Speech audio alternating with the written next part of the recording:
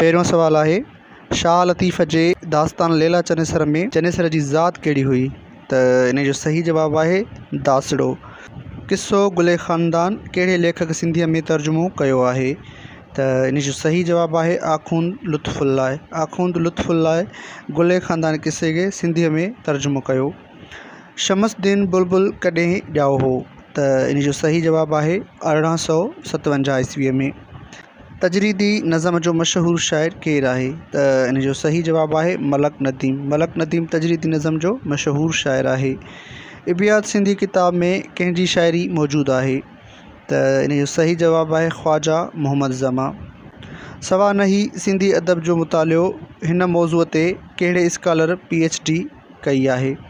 त इन जो सही जवाबु आहे हमीद सब्ज़ोई। हमीद सब्ज़ोई सवाना सिंधी अदब जो मुतालियो हिन मौज़ूअ ते इन PhD कई आहे स्कॉलर में। भाई चीन राय बचूमल लुंड शाइर कहिड़े नाले सां मशहूरु थियो? त इन जो सही जवाबु आहे सामी। हाणे सामी जो असुली नालो भाई चीन राय बचूमल लुंड हो, जेको बाद में ही सामी शाइर जे नाले सां मशहूरु थियो। सिंधी शाइरीअ में स्त्रीअ जो छट मौज़ूअ ते कंहिंजी PhD कयल आहे? त इन जो सही जवाबु आहे मोती प्रकाश। ॻाल्हियूं मुंहिंजे ॻोठ जूं आतम कहाणी कहिड़े लेखक जी तसनीफ़ आहे? त इन जो सही जवाबु आहे हरी दरियाणी दिलगीर। हींअर मंझहन सफ़रनामो कंहिंजो लिखियलु आहे? त इन जो सही जवाबु आहे कला प्रकाश। सभ खां पहिरीं सिंधी ॿोलीअ बाबति हिकु मुकमिल किताबु सिंधी ॿोलीअ जी तारीख़ कंहिं लिखियो?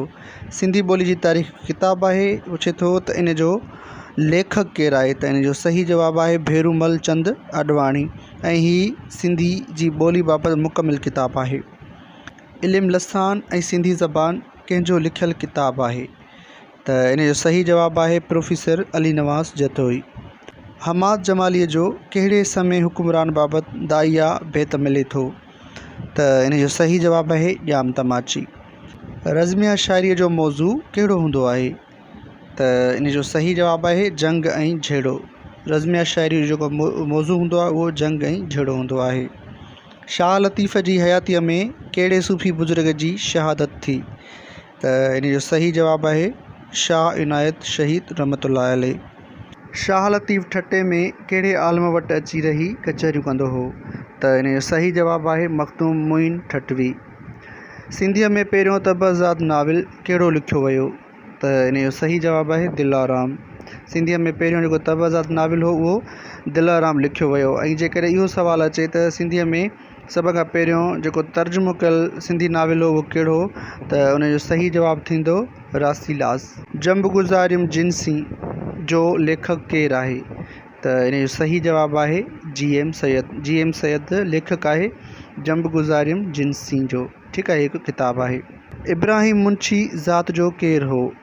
त इन जो सही जवाबु आहे सूमरो। इब्राहिम मुंशी ज़ात जो सूमरो हो। सैर कोहिस्तान कंहिंजो लिखियलु किताबु आहे? त इन जो सही जवाबु आहे अल्लाह बचायो यार मोहम्मद समो। शेख अयाज़ जो किताबु जे काक ककोरिया कापड़ी छा जो मजमूओ आहे? त इन जो सही जवाबु आहे ख़त। हीअ हिकु ख़तनि जो मजमूओ आहे किताबु जंहिंजो नालो आहे जे काक ककोरिया कापड़ी। तनक़ीदी मज़मूननि जे किताबु कसोटीअ जो लेखक केरु आहे? त इन जो सही जवाबु आहे ज़ुल्फ़कार राशिदी। किताबु शाह लतीफ़ जी मौसीक़ी जो मरतब केरु आहे? हिकु किताबु आहे जंहिंजो नालो आहे शाह जी मौसीक़ी। ठीकु आहे, त इन जो मरतब केरु आहे? इन जो सही जवाबु आहे डॉक्टर दुरेशहवार सैयद।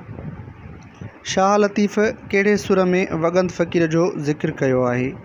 त इन जो सही जवाबु आहे सुर बिलावल। सुर बिलावल में शाह अब्दुल लतीफ़ भिटई रहमतुल्लाह अलैह वगंद फ़क़ीर जो ज़िक्र कयो आहे। शाह लतीफ़ जा फ़िक्री सरचश्मा जो लेखक केरु आहे? त इन जो सही जवाबु आहे ताज जोयो। क़ैदियाणीअ जी डायरी कंहिंजो लिखियलु किताबु आहे? त इन जो सही जवाबु आहे अख़्तर बलोच। अख़्तर बलोच ही किताबु लिखियो क़ैदियाणी जी डायरी। मिस्री शाह कहिड़ी सिन्फ़ जो वॾो शाइर आहे? त इन जो सही जवाबु आहे काफ़ी। मिस्री शाह काफ़ी सिन्फ़ जो वॾो शाइर आहे। ख़ाकनि जो किताबु ॼाम ॼमोट ऐं ॼामड़ा जो लेखक केरु आहे? त इन जो सही जवाबु आहे अली अहमद बिरोही। समीरा ज़रीन कहिड़ी सिंफ़ जी लेखिका हुई? त इन जो सही जवाबु आहे कहाणी। समीरा ज़रीन कहाणी जी सिंफ़ जी लेखिका हुई। सिंधीअ जो पहिरियों साहिब दीवान शाइर केरु आहे? त इन जो सही जवाबु आहे गुल मोहम्मद गुल। फ़ेल अचण जो इस्म मफ़ऊल छा थींदो? त इन जो सही जवाबु आहे आयो। जैसाबाद, जेकबाबाद, रेलगाॾी ऐं पुलिस खातो अहिड़नि लफ़्ज़नि जे क़िस्म खे छा चइबो आहे? त इन्हनि जो सही जवाबु आहे गॾा लफ़्ज़। ठीकु आहे, इहे जेके लफ़्ज़ आहिनि जैसाबाद, जेकबाबाद, रेलगाॾी ऐं पुलिस खातो अहिड़नि लफ़्ज़नि खे गॾा लफ़्ज़ चयो वेंदो आहे। तनक़ीद जो किताबु वीचार कंहिंजो लिखियलु आहे? त इन जो सही जवाबु आहे मुमताज़ महर। ठीकु आहे, वीचार हिकु किताबु आहे जेको तनक़ीद जो किताबु आहे, इन जो लेखक आहे मुमताज़ महर। किताबु ॾिया ॾिया लाट असां जो मुहाग कंहिंजो लिखियलु आहे? त इन जो सही जवाबु आहे शेख अयाज़। इल्मु सर्फ़ियात छा जो इल्मु आहे? त इन जो सही जवाबु आहे लफ़्ज़नि जो। लफ़्ज़नि जे इल्म खे इल्मु सर्फ़ियात चयो वेंदो आहे। ठीकु आहे, मशहूरु नाविल नूरजहां कंहिंजो लिखियलु आहे? त इन जो सही जवाबु आहे डॉक्टर गुरबख्शाणी। डॉक्टर गुरबख्शाणी जो ही मशहूरु नाविल आहे जंहिंजो नालो आहे नूरजहां। रोशन शेख जो किताबु ज़िंदगीअ तां रिटायरमेंट कहिड़े मौज़ूअ ते लिखियलु आहे? त इन जो सही जवाबु आहे नसरी नज़म। सिंधूअ किनारे विसारियल शहर कंहिंजी तसनीफ़ आहे? त इन जो सही जवाबु आहे अता मोहम्मद भंबरो। शेख अयाज़ पंहिंजी ज़िंदगीअ जे आख़िरी ॾींहंनि में कहिड़ी अख़बार जो एडिटर थियो? त इन जो सही जवाबु आहे बरसात। सुहिणी ज़ात जी केरु हुई? त इन जो सही जवाबु आहे सामट्री। सो उमेदु आहे तव्हांखे लेक्चर पसंदि आयो हूंदो। ऐं आख़िर में हिकु तव्हां लाइ टेस्ट सुवालु आहे ऐं उहो सुवालु आहे त चनेसर जी ज़ात कहिड़ी हुई? ठीकु आहे, उन जो जवाबु तव्हां मूंखे ज़रूरु कमेंट कंदा ऐं पंहिंजी राह खां आगाह कंदा। हलूं था, अल्लाह हाफ़िज़।